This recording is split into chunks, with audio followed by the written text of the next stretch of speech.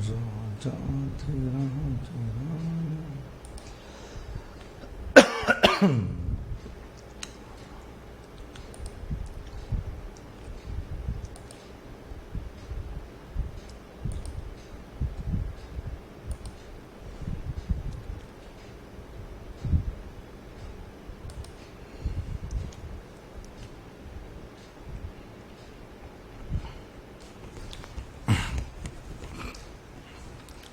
दोस्तों नमस्कार, good morning, जय श्री कृष्णा, राधे राधे। कैसे हो आप सब लोग दोस्तों? गुड मॉर्निंग मेरे प्यारे साथियों, जय श्री कृष्णा। लक्ष्मी गुड मॉर्निंग, आशीष गुड मॉर्निंग, मोहित गुड मॉर्निंग, सबको वेरी वेरी गुड मॉर्निंग।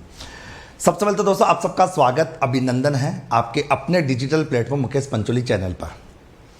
मैं आप लोगों को दोस्तों एक वीडियो के माध्यम से वैसे तो सारी जानकारी आपको दे चुका था, सब कुछ मैंने आपको बता दिया। और जूनियर अकाउंटेंट की आप तैयारी करो, सेकंड पेपर की 2 क्लासेस अभी मैंने स्टार्ट किए, एक सुबह 8 बजे। ओके मित्रों, उसके गुड मॉर्निंग सर, जय श्री कृष्णा, वसु, सबको वेरी वेरी गुड मॉर्निंग, जय श्री कृष्णा। ओके, अब देखिए मित्रों, मैंने आप लोगों के लिए एक बहुत ही अच्छी रणनीति बनाई है। वो रणनीति क्या है आप सभी को पता है। उस रणनीति के बिहाफ पर मैंने आप लोगों को क्या कहा है, पहले मैं आपको रणनीति बता देता हूँ मेरे पास कि मैंने आप लोगों के लिए क्या रणनीति बना रखी है। आप सभी को पता है दोस्तों कि मेरी रणनीति है कि अकाउंट्स मैंने 60 क्लासेस में पूरी करवा रखी है। ओके, आज डेली 8 बजे सुबह मैं आपको प्रश्नों के माध्यम से प्रैक्टिस कराने वाला हूं। तो आप बताइए दोस्तों मेरी रणनीति कैसी है, आप बताइए। रिकॉर्डेड क्लासेस देखते रहिए, रिकॉर्डेड क्लासेस में कहीं पर भी कोई भी प्रॉब्लम अगर आए तो मेरे को बताइए। मैं आपको डेली सुबह 8 बजे 30 प्रश्नों के माध्यम से जबरदस्त प्रैक्टिस कराने वाला हूं। और 25 मई को दोस्तों तुम्हारे लिए बेहतरीन किताब भी लिखने वाला हूं। 25 मई को तुम्हारे लिए एक अकाउंटेंसी, बीओ और ऑडिट की 3 किताबें आप लोगों की मैं लॉन्च करने वाला हूं। तो सब लोग मस्त हो, खुश हो, बिंदास हो। और फिर भी कोई डाउट आता है, कोई प्रश्न में डाउट आता है, कोई प्रॉब्लम आता है, तो दोस्तों मैं हर 2 या 3 दिन के बाद तुम्हारा एक डाउट सेशन रख लूंगा। इससे क्या होगा दोस्तों, आपकी और मेरी मेहनत रंग लाएगी और अपना समय भी बच जाएगा। ओके मेरे प्यारे साथियों, तो अब रेडी हो जाना। कॉपी और पेन रखने की आवश्यकता नहीं है, क्योंकि प्रश्नों को लिखकर अपना समय खराब नहीं करना, केवल ये प्रैक्टिस क्लास है। अब तुमको सर प्रैक्टिस कैसे करें, सुनिए दोस्तों, मैं बताता हूं, समझाता हूं। आप सभी को पता है कि आपके अकाउंटेंसी का चैप्टर नंबर जो 1 है उसका नाम है लेखांकन 1 परिचय। उसका नाम है लेखांकन 1 परिचय। ओके, ये टॉपिक मैंने 1 से लेकर 8 क्लासेज में पढ़ा रखा, लगभग 8 घंटे में मैंने सारा टॉपिक पढ़ा रखा अच्छे से। सारा टॉपिक मैंने 8 घंटे पढ़ा रखा है। अगर आपने अभी कोर्स लिया है तो आप इन 8 क्लासेस को देखते रहना। और इस टॉपिक से संबंधित लगभग दोस्तों मैं 200 प्रश्न कराऊंगा। अब आप देखो, जब आप 200 प्रश्न कर लोगे तो बताओ दुनिया की कौन सी ताकत आपको रोक पाएगी? कोई नहीं रोक पाएगा, किसी की हिम्मत नहीं हो पाएगी दोस्तों। मेरे प्यारे साथियों, तो सभी लोग रेडी हो जाना। और कोई डाउट बता देना। अच्छा सुनिए, अब देखो सर बीटेक वाले स्टूडेंट, हाँ बिल्कुल सब एलिजिबल है। ओके सर, बहुत अच्छी रणनीति आपकी, आप पर क्वेश्चन बिल्कुल दोस्तों। अच्छा देखो मित्रों, मैं केवल आपसे पूछ रहा हूं कि जो मैंने रणनीति बनाई वो सही है या गलत है, बट मैं जानता हूं मेरी रणनीति दोस्तों आपके हित में है और हमेशा बच्चों के हित में। आप बैकएंड पे क्लासेस देखते रहिए, क्लासेस में कोई प्रॉब्लम आने वाली नहीं है, क्योंकि ये भी दोस्तों मेरी लाइव के बराबर क्लासेस है। जैसे मैं लाइव पढ़ाता हूं और इस क्लास के माध्यम से आप डेली प्रैक्टिस करना। प्रैक्टिस कर करके दोस्तों आपको इतना मजबूत कर दूंगा, इतना। सर आपका कोर्स सफिशिएंट होगा क्या सिलेक्शन के लिए? वेरी दोस्तों वो आप देख लीजिए, ये कोर्स बहुत सफिशिएंट है, बहुत शानदार है, एक भी प्रश्न बाहर नहीं जाएगा। सर जो बच्चे साइंस के वो पहली बार कॉमर्स पढ़ रहे हैं, कोई दिक्कत नहीं आएगी। जो पहली बार साइंस पढ़ रहा है वो पहले इन 8 क्लासेस को देख लेना। 8 क्लासेस को देखकर जो 200 प्रश्न मैं कराऊंगा, इन 200 प्रश्नों की प्रैक्टिस कर लेना, कोई दिक्कत आएगी नहीं दोस्तों। मस्त रहो, बिंदास रहो, मैं प्रश्नों के माध्यम से बहुत कुछ करवाने वाला हूं सर। हम तो आर्ट्स वाले हैं, थोड़ा हमारा भी ध्यान रखना बेटा, सबका ध्यान रखूंगा, सबका। तो जो मैंने रणनीति बनाई है, इस रणनीति को सब फॉलो करोगे। इस रणनीति को लेकर किसी भी प्रकार का कॉल या मैसेज करने की जरूरत नहीं है, कहीं पर भी कोई प्रॉब्लम आप लोगों की नहीं आने वाली, ये मेरा आपसे वादा है दोस्तों। आपको टेंशन लेने की जरूरत नहीं है। और अगर किसी भी प्रकार से किसी चीज़ को समझने में दिक्कत आती है तो हर संडे को दिन दोस्तों मैं आपका एक डाउट सेशन रख लूँगा। आप 2-3 दिन के अंदर इन 8 क्लासेस को देख लीजिए और उसके बाद इन प्रश्नों की प्रैक्टिस कर लेना। जनरली बच्चे कहते हैं लाइव पढ़ा दो, दोस्तों मैं लाइव पढ़ाता हूँ ना, बच्चे मुश्किल से 10-12 भी नहीं आते। अभी दोस्तों लगभग 995 स्टूडेंट लाइव है। क्यों? क्योंकि सब लोग प्रैक्टिस करने को सबसे इंपॉर्टेंट मानते हैं। ओके चलो मित्रों, बातें बहुत हो गई, अब शुरुआत करते हैं आज से एक एक प्रश्न को लेकर। अच्छा ये बताओ दोस्तों, कमेंट करके बताओ कितने विद्यार्थियों ने अकाउंट्स की ये 1 से लेकर 8 क्लासेस देख ली है? पहले बताओ कितने विद्यार्थियों ने अकाउंट्स की 1 से लेकर 8 क्लासेस देख ली है? पहले ये कमेंट करके बताओ, उसके बाद मैं सेशन को शुरुआत करता हूं। सर ये क्लास रिकॉर्ड रहेगी? बिल्कुल दोस्तों, ये क्लास रिकॉर्ड रहेगी। किस नाम से? अकाउंट्स प्रैक्टिस के नाम से, या अकाउंट्स एमसीक्यू के नाम से क्लास, अकाउंट्स से एमसीक्यू के नाम से दोस्तों ये क्लास अपलोड रहेगी। जय महाकाल। ओके सर, अकाउंटेंसी की पूरी 60 क्लास है क्या? बिल्कुल कंप्लीट 60 क्लास है। विश्वास का दूसरा नाम doctor. Okay thank you sir. Okay अब बताओ, कमेंट करके बताओ दोस्तों, कितने विद्यार्थियों ने 1 से लेकर 8 क्लासेस देख ली है? ये जरूर कमेंट करके बताए दोस्तों। ओके, देख ली, सबने देख ली? अरे वाह। नहीं देखी? आज देख लेना, और आज देखने के बाद फिर ये क्लास देखना, ठीक है? सबसे देखो, रणनीति सुनो। सबसे पहले दोस्तों तुम इन 8 क्लास, 1 से लेकर 8 क्लासेस को क्या करो, 1 से 2 दिन के अंदर, आज और कल 2 दिन में पूरी देख डालो। 2 दिन में 8 क्लासेस को पूरी देख डालो, और उसके बाद डेली सुबह 8 बजे इस क्लास में आ जाओ। बहुत मजा आएगा, बहुत मजा। मैंने देख ली, सबने देख ली? चलो मित्रों, ओके तो देख ली तो प्रैक्टिस करने के लिए रेडी रहो, और बहुत सारी चीजें अपन बताएंगे दोस्तों। ओके ठीक है।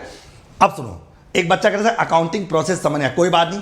अभी केवल रणनीति इतनी है, 1 से लेकर 8 क्लासेस देखनी है, और इनको देखकर इन प्रश्नों को समझना है, और ये प्रश्न मैं पूरी डिटेल के साथ बताऊंगा।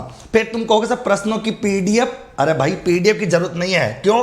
क्योंकि 25 मई को मेरी बुक आ रही है, और उस बुक में कंटेंट और प्लस प्रैक्टिस दोनों है। ओके चलो, तो दोबारा लाइव क्लासेस देखने की जरूरत नहीं है। अब चलते शुरुआत करते हैं। ये आपका पूरा टाइम टेबल है दोस्तों। मैं सुबह ये सारा टाइम टेबल मैंने बताई दिया आप लोगों का। डेली दोस्तों आप लोगों की 7 क्लासें होने वाली है। ओके शुरुआत करते हैं। देखो पहला, निम्न में से कौन सा लेखांकन सिद्धांत स्वामी और प्रबंध के अंतर को प्रदर्शित करता है?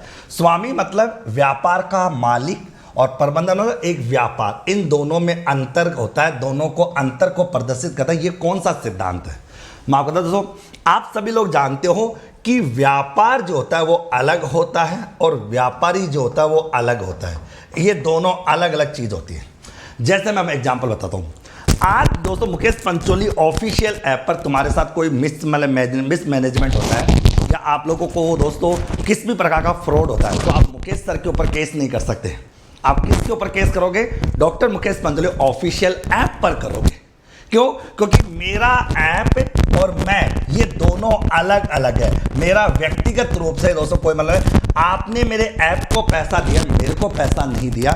इसका मतलब है दोस्तों कि देखो मित्रों, आप सुनिए, अब कमेंट को बंद कर दीजिए। अब मैं कमेंट दोस्तों नहीं देखने वाला एक भी। क्यों? क्योंकि अब तैयारी करने का टाइम आ गया। ठीक है, अब मेरी बातें सुन लो, क्योंकि ये 1 घंटे का सेशन बहुत धांसू होने वाला है, बहुत खतरनाक होने वाला है दोस्तों। ओके अब सुनो, इसका मतलब मेरा व्यापार और मैं इसका मतलब doctor Mukesh Pancholi official app और डॉक्टर मुकेश पंचोली, ये दोनों अलग अलग है।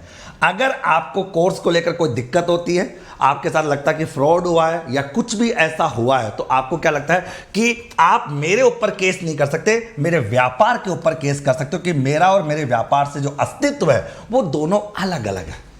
ये कौन सी अवधारणा कहती है? ये कहती है सेपरेट एंटिटी कॉन्सेप्ट कहती है, यानी व्यावसायिक अस्तित्व की अवधारणा कहती है। इसको दोस्तों हम एक अलग से नाम देते हैं, इसको परतक अस्तित्व की अवधारणा भी कहते हैं। आप लोग अपनी नोट्स कॉपी भी निकाल कर रख लीजिए और चीजों को समझने की कोशिश। इसको परतक अस्तित्व की अवधारणा कहा जाता है दोस्तों, और इसी को सत्ता की अवधारणा भी कहते हैं, सत्ता की अवधारणा भी कहा जाता है। और एक मजेदार बात और बता देता हूं दोस्तों, इसी अवधारणा के आधार पर यह कहा जाता है कि एक व्यापारी अपने ही व्यापार का लेनदार और देनदार दोनों हो सकता है। एक बच्चा कह रहा है सर जीएफ एंडआर की क्लास लगा दो। अरे लगा तो दी, रात को 9 बजे जीएफ एंडआर की क्लास है दोस्तों, बिल्कुल शानदार क्लास है। अब सुनो, मतलब इसी अवधारणा के आधार पर जो एक व्यापारी होता है, वो अपने ही व्यापार का लेनदार या अपने ही व्यापार का क्या होता है? देनदार होता है। वो अपने ही व्यापार का लेनदार और देनदार होता है, ये ध्यान रखना, क्योंकि उसका व्यापार से अस्तित्व अलग होता है। कैसे? मैं समझाता हूं। जब एक व्यापारी व्यापार में पैसा लगाता है, उसे कैपिटल कहते हैं। तो कैपिटल जो होती है मित्रों, वो कैपिटल जो होती है, उस केस में वो व्यापारी व्यापार का लेनदार बन जाता है। वो कहता है कि मैंने व्यापार को पैसा दिया है, तो वो व्यापार से पैसा वापस लेगा। और एक व्यापारी जब व्यापार से ड्राइंग करता है, मतलब आहरण करता है, तो उस केस में दोस्तों व्यापार को पैसा देगा। ये कौन सी अवधारणा कहती है? प्रत्यक्ष अस्तित्व की अवधारणा कहती है, जिसमें यह कहा जाता है कि एक व्यापार और एक व्यापारी दोनों का जो अस्तित्व होता है वो अलग अलग होता है। इसको सेपरेट एंटिटी कॉन्सेप्ट कहा जाता है मेरे प्यारे साथियों। और इसको अपन सत्ता की अवधारणा भी कहते हैं, इसे प्रत्यक्ष अस्तित्व की अवधारणा भी कहते हैं। इसमें एक व्यापारी जो होता है वो अपने व्यापार का लेनदार और देनदार होता है। इसीलिए कैपिटल जो होती है वो व्यापार की इंटरनल लायबिलिटीज होती है, जो व्यापारी को वापस देनी होती है।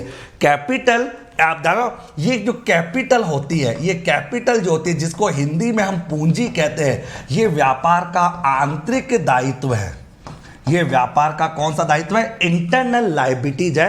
क्यों? क्योंकि कैपिटल होती है, व्यापारी जब व्यापार में जो कुछ पैसा लगाता है दोस्तों, वो आपकी कैपिटल कहलाती है। ये इंटरनल लायबिलिटीज होती है क्योंकि ये वापस व्यापारी को देनी होती है। ये व्यापारी को वापस देनी होती है। इसलिए दोस्तों ये अस्तित्व की अवधारणा कहती है कि दोनों का अस्तित्व अलग अलग होता है। समझ में आ गई दोस्तों? देखिए मित्रों, सुनिए, सुबह इस 8 बजे वाली क्लास को ऐतिहासिक बनाना है दोस्तों। ओके, अब देखो, ओके, एक बच्चा का सर आपके अकाउंटेंसी की क्लास में 8 प्लस वीडियो डाल रखे, 50 प्लस वीडियो डाल रखे, आप 8 क्यों बोल रहे हो? अरे भैया भाई, बस यही मेरे को दिक्कत है। अरे मैंने कहा कि जो मैं सुबह प्रैक्टिस कराऊंगा, मैं चैप्टर नंबर 1 की प्रैक्टिस कराऊंगा, तो चैप्टर नंबर 1 के लिए 1 से 8 वीडियो पढ़ने। बस तुमको समझाना बहुत भारी है। ऑनलाइन में यही फर्क है बस, और कोई मतलब नहीं। समझदार तो समझ जाता है, अनपढ़ गधे लोगों को समझाना बहुत भारी पड़ता है। चैप्टर नंबर 1 का नाम क्या है? लेखांकन एक परिचय। और लेखांकन एक परिचय मैंने 1 से लेकर 8 क्लासेज में पढ़ा रखा है। तो पहले आपको ये 8 क्लासेज पढ़नी है, क्योंकि मैं अगले 4-5 दिन तक इन्हीं टॉपिक, इस एक चैप्टर नंबर 1 की ही प्रैक्टिस कराऊंगा। ये कह रहा हूं मैं दोस्तों, जो तुम समझ ही नहीं पा रहे। बस कमेंट पे कमेंट करना तुमको आता है, पढ़ना तुम जानते नहीं हो। चलो कोई बात नहीं, सीख जाओगे। ओके, आधुनिक लेखांकन प्रणाली का जनक किसे माना जाता है? भाई आधुनिक लेखांकन प्रणाली का जनक आधुनिक लेखांकन प्रणाली को हम एक नाम से और जानते हैं।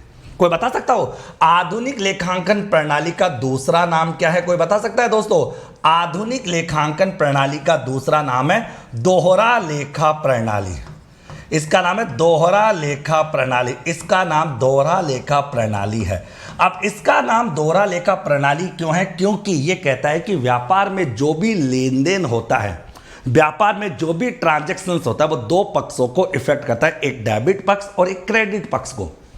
तो आधुनिक लेखा प्रणाली को दोस्तों हम दोहरा लेखा प्रणाली के नाम से भी जानते हैं, जिसके अंतर्गत एक पक्ष आपका डेबिट होता है और एक पक्ष आपका क्रेडिट होता है। ओके मित्रों, फिर अपन बात करते हैं आधुनिक। देखो, लेखांकन प्रणाली का जो जन्म हुआ था वो कब हुआ था? 15वीं शताब्दी में हुआ था। पहले तो ये ध्यान, 15वीं शताब्दी में। ओके, और कहानी शुरू होती है दोस्तों 1494 को लेकर। 1494 से कहानी शुरू होती है दोस्तों, जब इटली का रहने वाला एक व्यक्ति था दोस्तों, उसका नाम था लुकास पेसियोली दोस्तों, इटली के दोस्तों वेनिस नगर में रहता था। इटली के दोस्तों कौन से नगर में रहता था? वेनिस नगर में रहता था। लुकास पेसियोली दोस्तों एक कौन था? एक गणितज्ञ था मेरे प्यारे साथियों। ओके, और इन्होंने 1494 में एक किताब लिखी थी। उस किताब का नाम था डी कंपासेट दोस्तों, स्क्रप्चर। ये किताब दोस्तों अगर स्क्रप्चर्स की बात करें तो ये लुकास पेसियोली के द्वारा लिखी गई किताब थी। इसीलिए दोस्तों लुकास पेसियोली को दोस्तों क्या कहा जाता है? आधुनिक लेखांकन प्रणाली का जनक माना जाता है। जबकि दोस्तों एडवर्ड जोन्स की जब बात आती है तो एडवर्ड जोन्स को दोस्तों लेखांकन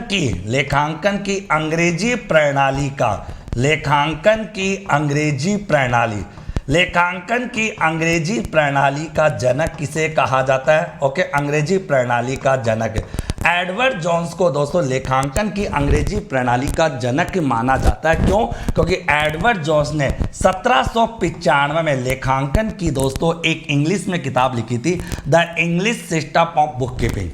द इंग्लिश सिस्टम और बुक कीपिंग के बारे में किताब लिखी गई थी। और ध्यान रखना दोस्तों, अच्छा, लुकास पेसियोली के समय दोस्तों, उस समय की जो सभ्यता थी, किस सभ्यता के दौरान दोस्तों लेखांकन का जन्म हुआ था? तो वो थी बेबीलोनिया सभ्यता। बेबीलोनिया सभ्यता, बेबीलोनिया सभ्यता के समय दोस्तों लेखांकन की दोस्तों उत्पत्ति हुई थी। और इसको दोस्तों हम वाणिज्य नगरी के नाम से जानते थे, इसको हम वाणिज्य नगरी के नाम से जानते थे, ध्यान रखना। और एक और बात सुना दोस्तों, बता दो आपको कि लुकास पेसियोली ने जो ये किताब लिखी थी, इस किताब का अंग्रेजी अनुवाद, इस किताब का जो अंग्रेजी अनुवाद हुआ था, इस किताब का जो अंग्रेजी अनुवाद हुआ था वो 1543 में हुआ था। और अंग्रेजी अनुवाद किया था हाजू ओल्ड कैंसिल के द्वारा, हाजू ओल्ड कैंसिल के द्वारा दोस्तों इसका किया गया था। ओके, जूनियर अकाउंटेंट के अंतर्गत 25 प्रश्न आएंगे, 25 में से एक प्रश्न यहां से आएगा, चाहे दुनिया की कोई ताकत नहीं रोक सकती। ये जो जितनी भी बातें मैंने लिखी है, एक प्रश्न यहां से आने वाला है। ओके, तो कहानी कैसे याद रखोगे? 1494 में लुकास पेसियोली की बात रखोगे, 1543 में हाजू ओल्ड कैंसिल की बात रखोगे और 1795 में एडवर्ड जोन्स की बात रखोगे। इन तीन में से एक प्रश्न आपका एग्जाम में छपने वाला है दोस्तों। कोई भी डाउट हो चलती क्लास में पूछ लेना। अब देखता हूं दोस्तों जूनियर अकाउंटेंट के नाम से राजस्थान के अंदर किस प्रकार बच्चों को लूटा जाता है। लूटने को खत्म करेंगे दोस्तों। अब तुमको सब प्रैक्टिस क्यों करा रहे हो? क्योंकि मैंने पढ़ा तो बहुत शानदार रखा है दोस्तों, वहां से पढ़ते रहो और यहां से प्रैक्टिस कर लो और अपना रिवीजन करते रहो। दोबारा पढ़ पढ़ के दोस्तों आपका और हमारा समय दोनों का बर्बाद होगा, जो मैं किसी भी हालात में नहीं करने वाला।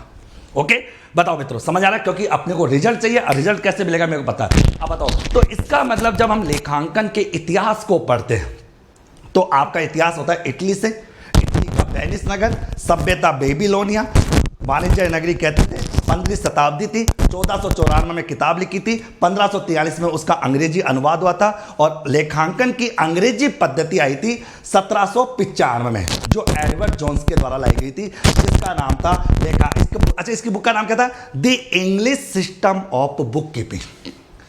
एडवर्ड जोन की किताब का नाम था the English system of book keeping. ये लेखांकन के इतिहास की बात होती है जो मैं आपको बता चुका। समझ आ रही दोस्तों? चलो, तो एक प्रश्न यहां से रेडी हो गया। चलो मित्रों आ जाओ। ये प्रश्न दोस्तों आपको लिखने की जरूरत नहीं है, ये तुम प्रैक्टिस करो क्योंकि सब किताबें आने वाली दोस्तों, ठीक है? हाँ, आरएसआर और जीएफ&आर में दोबारा पढ़ाऊंगा सारा। देखो सुनिए, इकोनॉमिक्स, आरएसआर और जीएफ&आर ये तीनों तो मैं दोबारा पढ़ाऊंगा, लेकिन अकाउंट्स, ऑडिट और बीओ ये दोबारा नहीं, ये मैं प्रैक्टिस के माध्यम से पढ़ाऊंगा, ठीक है? आरएसआर, इकोनॉमिक्स और जीएफ&आर ये तीनों क्लास से तो मैं पूरी वापस से पढ़ाऊंगा बिल्कुल नए सिरे से, लेकिन अकाउंट्स, ऑडिट और बीओ ये मैं प्रैक्टिस कराऊंगा डेली। मस्त रहो। पुस्तक पालन मतलब कि बुक कीपिंग का कार्य जहां समाप्त होता है वहां लेखांकन का कार्य प्रारंभ होता है, और जहां लेखांकन का कार्य समाप्त होता है वहां किसका कार्य प्रारंभ होता है? यही प्रश्न है। अब सुनो, कहानी सुनो। इस प्रश्न को करने के बाद मैं कुछ कहानी बता देता हूं, मजेदार। देखो, लेखांकन में दोस्तों सबसे पहला काम होता है लेन देनों की पहचान करना।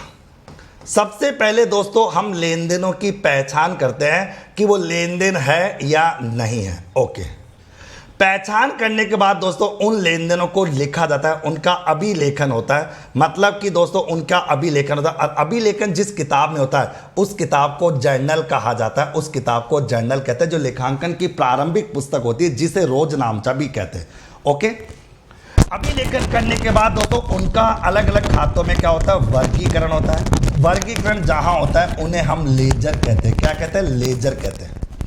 वर्गीकरण करने के बाद दोस्तों उनका सारांश निकाला जाता है। सारांश जहां पर निकाला जाता है उसे ट्रायल बैलेंस कहते हैं। तलपट कहा जाता है दोस्तों, जो खातों की एक सूची होती है। और उसके बाद दोस्तों उनका अंतिम परिणाम ज्ञात है।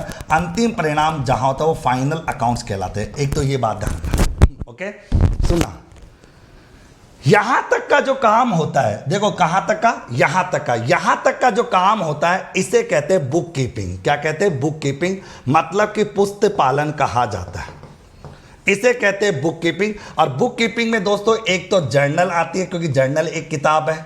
बुक कीपिंग में दोस्तों एक आपकी लेजर आती है, और बुक कीपिंग में दोस्तों आपकी एक सब्सिडरी बुक्स आती है, मतलब कि सहायक भैया आती है। ये सब बुक कीपिंग के अंतर्गत आते हैं। ओके। जर्नल के आधार पर लेजर बनता है, लेजर के आधार पर ट्रायल बैलेंस बनता है, ट्रायल बैलेंस के आधार पर फाइनल अकाउंट बनता है। ये मैं पढ़ा रखा हूं, बात समझ आ रही है? ओके।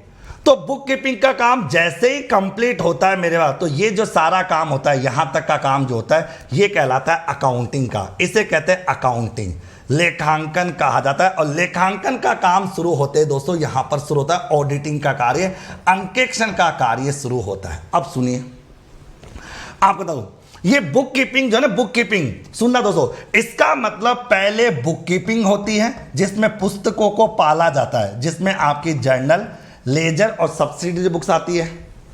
बुक कीपिंग के बाद दोस्तों आपकी अकाउंटिंग की बात आती है, बुक कीपिंग के बाद आपकी अकाउंटिंग होती है, और अकाउंटिंग के बाद दोस्तों आपकी होती है ऑडिटिंग होती है। यही होता है दोस्तों, आप लोगों को ऑडिटिंग होती है। बुक कीपिंग के अंतर्गत दोस्तों आपकी जर्नल बनती है, ये मैं पहले क्लियर कर चुका। आपकी लेजर आती है, और दोस्तों आपकी सहायक बही आती है, सब्सिडरी बुक्स आती है। ये सब अपन डिस्कस करते जाएंगे। अकाउंटिंग के अंदर दोस्तों बेसिकली आपका ट्रायल बैलेंस आता है, ओके, और एक आपका फाइनल अकाउंट आता है। और वैसे बता दूं दोस्तों, बुक कीपिंग अकाउंटिंग का ही एक छोटा सा भाग है, बुक कीपिंग अकाउंटिंग का ही एक छोटा सा भाग है। और ऑडिटिंग के अंदर दोस्तों जांच पड़ताल आती है, जांच पड़ताल, भाई जांच पड़ताल होती है कि जो भी काम हमने किया वो सही है गलत है। ओके, बुक कीपिंग जो है मित्रों वो लेखांकन का व्यावहारिक भाग है। कौन सा भाग है? व्यावहारिक है। अकाउंटिंग दोस्तों लेखांकन का सैद्धांतिक भाग है। कौन सा भाग है? सैद्धांतिक भाग है। और ये दोस्तों आपका तुलनात्मक या विवेचनात्मक है, तुलनात्मक या विवेचनात्मक, क्योंकि दोस्तों यहां पर विवेक के साथ दोस्तों चीजों को देखा जाता है। ये एक प्रोसेस होती है अकाउंटिंग की, ये एक प्रोसेस होती है दोस्तों अकाउंटिंग की। ओके, आगे अब देखो, तो यहां तक की बात समझ आ रही तो इसका मतलब दोस्तों आपकी बुक कीपिंग की बात करते हैं, आपकी अकाउंटिंग की बात आती है, और आपकी ऑडिटिंग की बात आती है, इस प्रकार से। अब बताओ मित्रों, किसका कार्य प्रारंभ होता है? अंकेक्षण का कार्य प्रारंभ होता है। अब दोस्तों आपके सिलेबस में एक प्रमाणन टॉपिक है। प्रमाणन का मतलब होता है वाउचर्स के आधार पर लेन देनों की जांच करना। जैसे आपने कोर्स खरीदा, अब आपने कोर्स खरीदा या नहीं खरीदा, आपके इनवॉइस के आधार पर मैं अपने कोर्स में एंट्री को चेक करूंगा। आपके इनवॉइस के बिहाफ पर मैं एंट्री को चेक करूंगा, तो इनवॉइस तो हो गया बाउचर, अब जो एंट्री को मैं चेक कर रहा हूं वो होगी बाउचिंग। तो प्रमाणन एक क्रिया है, प्रमाणन एक क्रिया है, और प्रमाणन को क्या कहते हैं? अंकेक्षण की, ऑडिटिंग की, अंकेक्षण की रीढ़ की हड्डी कहा जाता है, रीढ़ की हड्डी अपन कहते हैं। देखिए मित्रों, इस क्लास का उद्देश्य केवल और केवल प्रैक्टिस और डाउट सेशंस रखना है। ये 1 घंटा डेली, आपको जो चाहे पूछना है पूछ लेना। और आपको बता दोस्तों, आपको जो भी पूछना हो ना, आप एक काम करना, 8529956053 पर आप व्हाट्सअप कर देना, कॉल मत करना, कॉल नहीं उठाऊंगा जाना। ये जो आप जो भी अपनी प्रॉब्लम भेजोगे किसी भी क्वेश्चन को लेकर, अगले दिन सुबह 8 बजे मैं उस क्वेश्चन का समाधान यहां पर करा दूंगा। ओके, तो यहां पर अंकेक्षण टॉपिक आ जाएगा। अब बताओ, जितनी जानकारी मैंने इस प्रश्न के माध्यम से आपको देने का प्रयास किया वो सब समझ में आ गया क्या? और ध्यान रखना, इस क्लास को देखने का मजा तब है जब आप मेरी 1 से लेकर 8 क्लासेस को देख लोगे, उसके बाद इस क्लास को देखने का मजा और भी आ जाएगा। तो जितने भी विद्यार्थियों ने 1 से लेकर 8 क्लास नहीं देखी है, आज के दिन उन सभी क्लासेस को देख लेना, उसके बाद अगले 6-7 दिन तक इस क्लास को देखने का मजा और आएगा आप लोगों को। सिलेबस कम होगा सर? भाई RSR जेपन आज से स्टार्ट करेंगे, आज से जेपन होगी और आराम से मस्त रहो। अभी जितना देखो, अकाउंट से ऑडिट और बीओ, पहले इन 3 क्लासेस को ढंग से देख लो। जीएपएनआर की क्लास आज से रात को 9 बजे स्टार्ट होगी। ओके सर, ये क्वेश्चन बुक में होंगे, ये सारे क्वेश्चन बुक में होंगे दोस्तों, तुमको लिखने की जरूरत नहीं है। तुम मत लिखो दोस्तों, मत लिखो, तुम्हारे लिए जो बुक तैयार करो उस बुक में सारे प्रश्न होंगे। अभी केवल प्रैक्टिस कर लो और चीज़ों को समझ लो अच्छे से। जोरदार एक्सप्लेनेशन, थैंक यू दोस्तों। आगे अब आ दो अगला। अब देखो, ये रटने वाला क्वेश्चन है। ऐसे क्वेश्चन दोस्तों रटने के होते हैं। देखो, दोहरा लेखा प्रणाली, जिसको आधुनिक लेखांकन प्रणाली कहते हैं। दोहरा लेखा प्रणाली, दोहरा लेखा प्रणाली को दोस्तों हम कौन सी लेखांकन प्रणाली कहते हैं? आधुनिक लेखांकन प्रणाली, आधुनिक लेखा प्रणाली, जिसके जनक लुकास पेसियोली को माना जाता है। पालन, बुक कीपिंग दोस्तों आप लेखांकन का व्यावहारिक भाग होता है, जिसमें जर्नल, लेजर और सब्सिडरी बुक्स आती है। सबसे पहले बुक कीपिंग का काम होता है। पुस्तक पालन की वह प्रणाली है जिसमें व्यक्तिगत और अव्यक्तिगत खातों द्वारा लेखा किया जाता अकाउंट्स देखो, अब सुनो, अकाउंट्स के अंदर ये बच्चों के मन में एक प्रश्न रहता है और बहुत से बच्चे परेशान रहते हैं कि सर खाते कितने प्रकार के होते हैं। खाते दोस्तों अगर बात करें, खाते दोस्तों दो प्रकार के होते हैं। जितेंद्र कहना चाह रहा है आवाज को ठीक करो, आवाज ठीक है बेटा, यहाँ पे कम से कम 947 स्टूडेंट देख रहे हैं, आवाज ठीक है। इसका मतलब आपसे कोई पूछे कि खाते कितने प्रकार के होते हैं, बहुत से बच्चे बहुत से दिक्कत करते हैं। खाते दोस्तों दो प्रकार के होते हैं, कई किताबों में खाते तीन प्रकार के होते हैं, दोनों ही चीज सही है।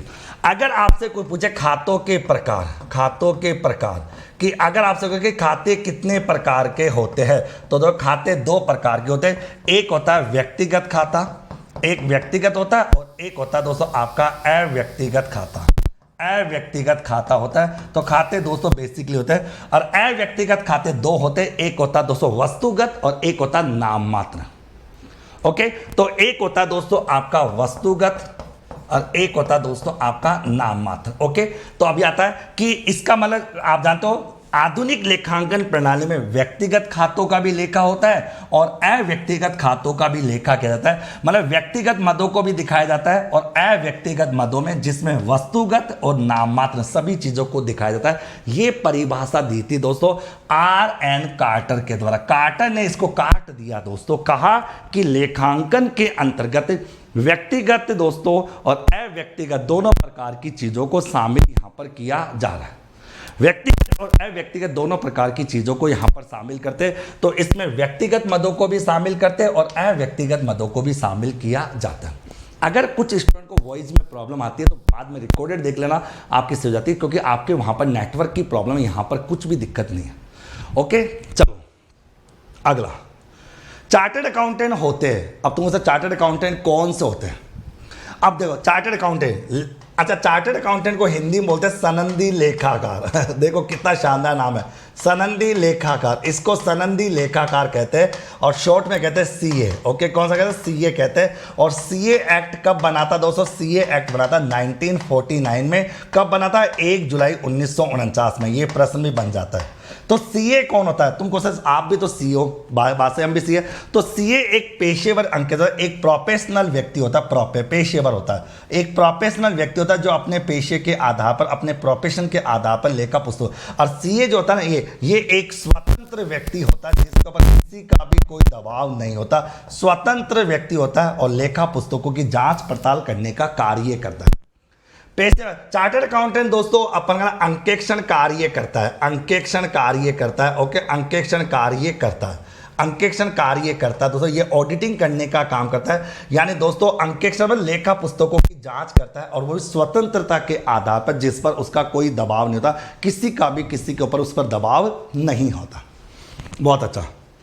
अगला, लेखांकन प्रक्रिया। अब अकाउंटिंग प्रक्रिया, लेखांकन प्रक्रिया जिसको दोस्तों अकाउंटिंग साइकिल कहा जाता है, जिसको अकाउंटिंग साइकिल कहा जाता है, एक चक्र कहा जाता है, ये अकाउंटिंग साइकिल कहलाती है। लेखांकन प्रक्रिया का क्रम बताओ कि लेखांकन की, अभी मैंने थोड़ी देर पहले लेखांकन का एक पूरा क्रम बताया था, मैं वापस बताऊंगा क्योंकि मैंने वादा किया था आपको क्लास में सब बातें याद करूंगा। लेखांकन की प्रोसेस में सबसे पहले लेन देनों की पहचान की जाती है कि वो लेन देन है या नहीं है। देखो लेखांकन की प्रक्रिया में सबसे पहला काम होता है लेन देनों की पहचान। सबसे पहले लेन देनों की पहचान की जाती है, यानी लेन देन है या नहीं है, इसको पहचानने का काम सबसे पहले होता है। लेखांकन लेन देनों की पहचान सबसे पहले होती है कि वो ट्रांजैक्शन है या नहीं है। ओके, चलो मित्रों पहचान कर लेंगे अपन। लेखांकन पहचान करने के बाद दोस्तों उनका अभिलेखन होता है। अभिलेखन मतलब उनको पुस्तकों में लिखा जाता है, और जिस पुस्तक में उनको सबसे पहला लिखा जाता है उस पुस्तक को जर्नल कहते हैं। जर्नल को दोस्तों रोज नामचा भी कहते हैं, रोज नामचा भी कहते हैं दोस्तों। और जर्नल लेखांकन की प्रारंभिक पुस्तक होती है। क्यों होती है? क्योंकि लेखांकन के अंतर्गत सबसे पहले जितने भी ट्रांजेक्शन्स होते हैं, खरीदना, बेचना, आना जाना, देना लेना, जो कुछ भी ट्रांजैक्शंस होता है दोस्तों, वो सब कुछ दोस्तों जर्नल में रिकॉर्ड होता है। रिकॉर्ड होने के बाद दोस्तों सबको अपने अपने घर बिठा दिया जाता है। नगद के लेन देन अलग, उधार के अलग, संपत्ति अलग, दायित्व अलग, राम अलग, श्याम अलग, देनदार अलग, लेनदार अलग, सबको अलग अलग कर दिया जाता है। वर्गीकरण यानी सबके अलग से लेजर बना दिए जाते हैं, लेजर आती है। तो इसलिए लेजर जो होती है वो लेखांकन की प्रधान पुस्तक होती है, प्रधान पुस्तक। ओके, ये आपकी जो लेजर होती है वो लेखांकन की प्रधान पुस्तक होती है। वर्गीकरण करने के बाद मेरे प्यारे साथियों उनका सारांश ज्ञात होता है, मतलब उनका विश्लेषण होता है, उनका एनालिसिस होता है कि किसको लेना, किसको देना, कहां से आना, कहां से आना, और ये जहां पर होता है वो कहलाता है आपका ट्रायल बैलेंस, जिसे खातों की एक सूची कहा जाता है। और उसके बाद उनका परिणाम ज्ञात किया जाता है, और परिणाम ज्ञात करने के बाद भी एक काम और होता है दोस्तों, उसे कहते हैं निर्वचन, इंटरप्रिटेशन कहते हैं, इंटरप्रिटेशन। जैसे आपके रेशियो ज्ञात करना, फंड फ्लो बनाना, केस फ्लो बनाना, ये आगे की प्रोसेस होती है जो आपको सही समझ में कम आएगी लेकिन आ जाएगी। ओके, ये सारा प्रोसेस होता है लेखांकन का। 6 बिंदु होते हैं। अब देखो, सबसे पहले प्रारंभिक लेखा होता है, प्रारंभिक लेखा जर्नल में होता है जिसको अभिलेखन कहा जाता है। उसके बाद उनका वर्गीकरण होता है, फिर उनका सारांश होता है, फिर अंतिम। तो 1 3 ओके 1 3 2 1 3 2 4, इसका सी आंसर आपका करेक्ट है। सी आंसर दोस्तों आपका करेक्ट है। इस प्रकार से अकाउंट्स की एक प्रोसेस होती है, पूरी अकाउंटिंग इसी प्रकार से चलती है। अकाउंट्स का एक तरीका होता है, सबसे पहले लेन देन की पहचान होती है, उसको पहचाना जाता है कि वो लेन देन है या नहीं है, क्योंकि सभी प्रकार के लेन देनों को लेखांकन में दर्ज नहीं किया जाता। केवल और केवल उन्हीं लेन देनों को लेखा पुस्तकों में लिखा जाता है जिन्हें मुद्रा में मापा जा सकता है। जैसे रमेश को टाइपराइटर अपॉइंट किया, ये लेन देन नहीं है दोस्तों, अपॉइंट किया है अपन ने उसको, ना तो कोई सैलरी तय की है ना कुछ और किया है। अपॉइंट करना एक लेन देन नहीं है, और जब लेन देन नहीं है तो उसका रिकॉर्ड भी नहीं होगा। किसी को माल खरीदने का आदेश दिया, अपन ने केवल आदेश दिया है और आदेश को लेन देन नहीं माना जाता मेरे पास साथियों। तो ये अभिलेखन जो होता है दोस्तों, अभिलेखन केवल और केवल उन्हीं लेन देनों का होता है जिन्हें मुद्रा में मापा जा सकता है। केवल उन्हीं लेन देनों को लेखा पुस्तकों में लिखा जाता है जिन्हें मुद्रा में मापा जा सकता है। ये बात कौन बोलती है? मुद्रा मापी अवधारणा बोलती है, मनी मेजरमेंट कॉन्सेप्ट। यहां पर मैं आपको एक एरो करके लिखा दूं, यहां पर मुद्रा मापी अवधारणा, मुद्रा मापी अवधारणा, मुद्रा मापी अवधारणा के आधार पर, अवधारणा के आधार पर अभिलेखन, आधार पर अभिलेखन, यानी मुद्रा मापी अवधारणा के आधार पर क्या होगा? अभिलेखन किया जाएगा, रिकॉर्ड किया जाएगा। भाई जिन लेनदेनों को मुद्रा में नहीं मापा जा सकता, जिन लेनदेनों को मुद्रा में अपन नहीं मापते, उनको रिकॉर्ड नहीं किया जाता। केवल और केवल उन्हीं लेनदेनों को मुद्रा में लिखा जाएगा जिन्हें मुद्रा में मापा जा सकता है। फॉर एग्जाम्पल, रमेश को टाइपराइटर अपॉइंट किया, नियुक्त किया, नियुक्त किया मतलब कि ये ट्रांजैक्शंस नहीं है, क्योंकि इसे मुद्रा में नहीं माप सकते। राम को माल खरीदने का आदेश दिया, आदेश दिया है, अपने अभी कोई ट्रांजैक्शन नहीं किया, इसे मुद्रा में नहीं माप सकते। केवल उन्हीं लेन देनों को मुद्रा में मापा जाएगा जिन्हें दोस्तों उन्हीं लेन देनों को जर्नल में लिखा जाएगा जिन्हें मुद्रा में मापा जा सकता है। अगर किसी लेन देन को आप मुद्रा में नहीं माप सकते, उसे आप रिकॉर्ड भी नहीं करोगे। समझ आ रही दोस्तों? और लेन देन हमेशा 2 पक्षकारों के बीच में होता है, एक देने वाला और एक लेने वाला। एक अकेला व्यक्ति कभी लेन देन नहीं कर सकता, तो लेन देन करने के लिए एक देनदार और एक लेनदार, मतलब एक डेबिट पक्ष का और एक क्रेडिट पक्ष का होना जरूरी है। तो ये अकाउंटिंग की एक कंप्लीट प्रोसेस होती है, जहां से भी प्रश्न बनता है तो आपका आंसर हो जाएगा ये। समझ आ रही दोस्तों? मनी, अच्छा प्रकार मॉनेटरी वैल्यू को है, बिल्कुल। मुद्रा मापी अवधारणा ये कहती है कि जिनको अपन मनी में कन्वर्ट कर सकते हैं, जिनको मुद्रा में मापा जा सकता है, मुद्रा में मापने योग्य व्यवहारों को ही दोस्तों लेखा पुस्तकों में दर्ज किया जाता है। जिनको मनी में अपन माप नहीं सकते तो उनका लेखा जोखा नहीं होता। जैसे मैंने 2 एग्जाम्पल आपको बताए, रमेश को टाइपराइटर नियुक्त किया और दोस्तों राम को माल खरीदने का आदेश दिया। तो सुनना दोस्तों, अगर मैं इसके उदाहरण लिखूं, तो अगर 2 उदाहरण आपको लिख करता हूं, जैसे अगर लिखो रमेश को टाइपराइटर ओके, टाइपराइटर के रूप में नियुक्त किया, तो बताओ दोस्तों, क्या इसका लेखा होगा? इसका लेखा नहीं होगा। क्यों? क्योंकि इसे मुद्रा में नहीं माप सकते, इसको मुद्रा में नहीं मापा जा सकता, तो इसको रिकॉर्ड भी हम नहीं करेंगे। दूसरा एग्जाम्पल लिखो, राम को माल खरीदने का आदेश दिया। राम को माल खरीदने का आदेश दिया। तो राम को माल खरीदने का आदेश दिया है मेरे प्यारे साथियों, इसे अपन मनी में नहीं माप सकते। जब इसे मनी में नहीं मापा जा सकता दोस्तों, अगर बात करें तो यहां पर मनी में नहीं मापा जा सकता, तो इसका मतलब इसका भी दोस्तों अपन क्या कर सकते हैं? लेखा नहीं कर सकते। एक बच्चा कहता है बीओ की स्टार्ट कर दो। दोस्तों देखो सुनिए, अकाउंट्स, ओडी और बीओ, इसको तो आप पढ़ लो, मैं इनकी प्रैक्टिस लूंगा, तुम्हारा सहयोग रहा दोस्तों। तो अकाउंट्स की, ऑडिट की और बीओ की 3 क्लासें आधे घंटे की प्रैक्टिस मैं कल से ही शुरू कर दूंगा। बताओ तैयार हो आप सब लोग? लेकिन धारणा, राजस्थान के अंदर धूम मचा दी धारणा, और राजस्थान के सब विद्यार्थियों को ये बता देना कि 299 रुपए फीस है, लेकिन कंटेंट में दम है दोस्तों।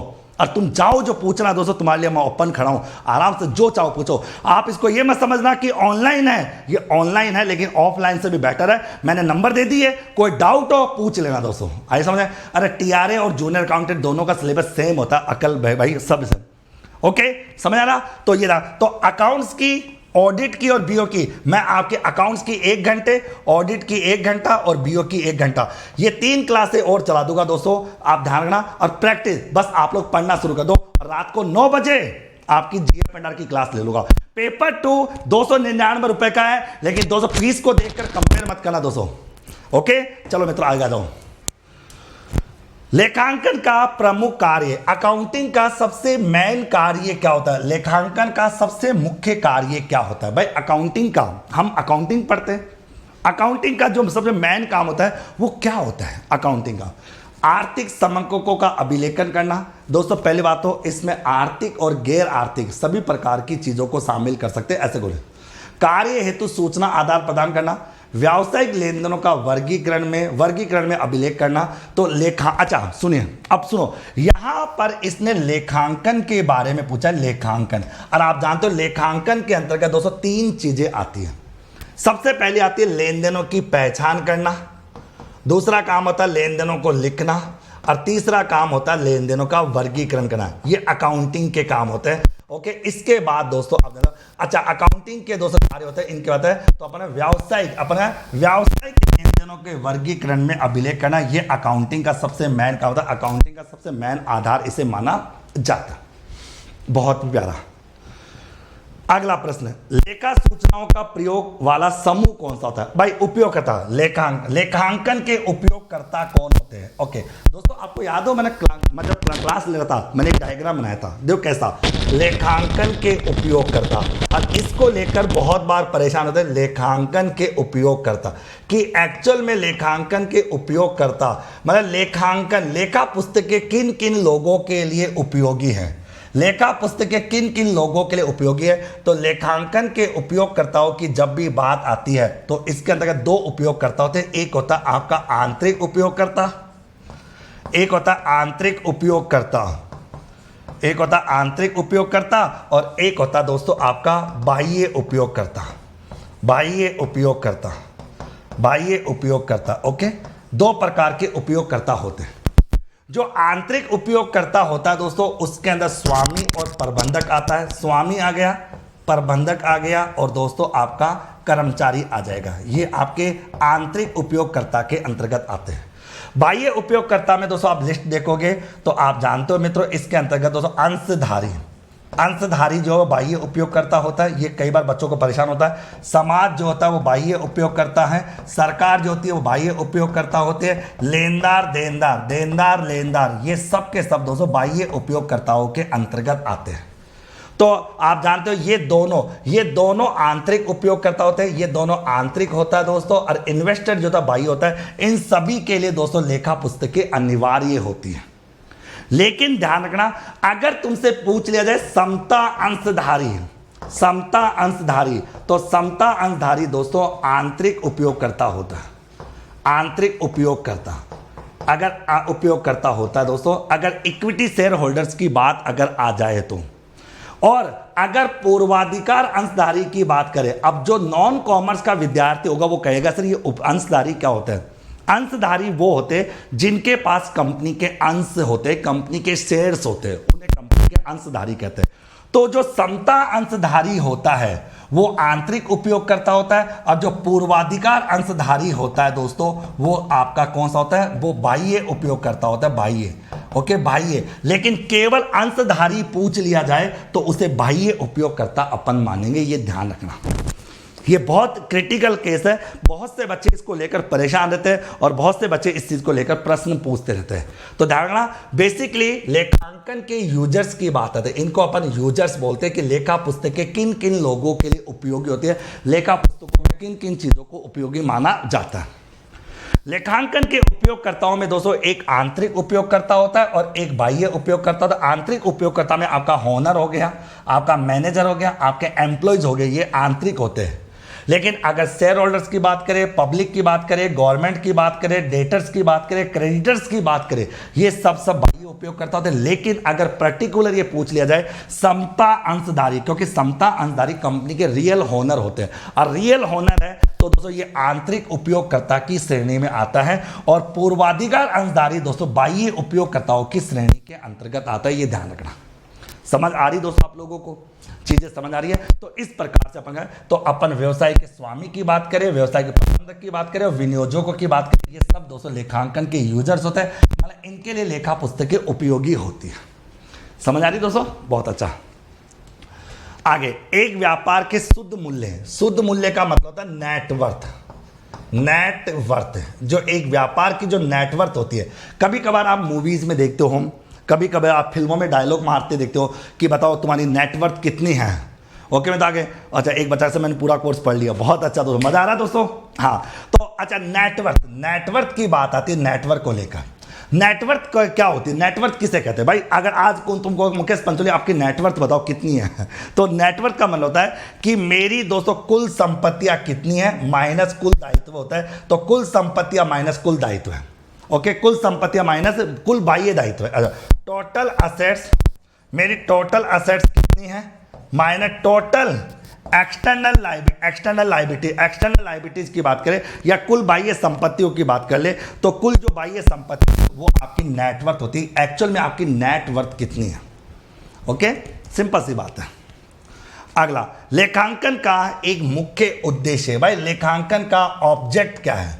लेखांकन का ऑब्जेक्ट क्या है? देखिए मित्रों, सुबह जो मैं अगले 7 दिन तक जो क्लास लूंगा, 7 दिन तक, वो चैप्टर नंबर 1 की प्रैक्टिस कराऊंगा। और इस क्लास का मजा तब आएगा जब आप मेरे कोर्स में 1 से लेकर 8 वीडियो है वो आज की आप देख लेना और देखकर अपने नोट्स बना लेना, और उसके बाद इस क्लास को देखना। फिर आपको लगेगा कि वाकई में पढ़ाई किसे कहते हैं, पढ़ाई का मतलब क्या होता है, एक्चुअल में पढ़ाई का मतलब किसे कहते हैं, ये है दोस्तों। और दोस्तों फिर आपको एहसास होगा कि मुकेश पंचोली ऑफिशियल ऐप पर 299 रुपए में कितना भयानक तहकला। दोस्तों ऑफलाइन का सपना छोड़ दो और अपने साथियों को बोल दो कि ऑफलाइन में कुछ नहीं रखा, ऑफलाइन के अंदर कुछ नहीं रखा, केवल समय की बर्बादी है दोस्तों। ओके, आप सुनिए, लेखांकन का उद्देश्य, भाई लेखांकन का ऑब्जेक्ट क्या है? लेखांकन का बेसिकली उद्देश्य क्या है? लेखांकन का मेन ऑब्जेक्ट क्या होता है?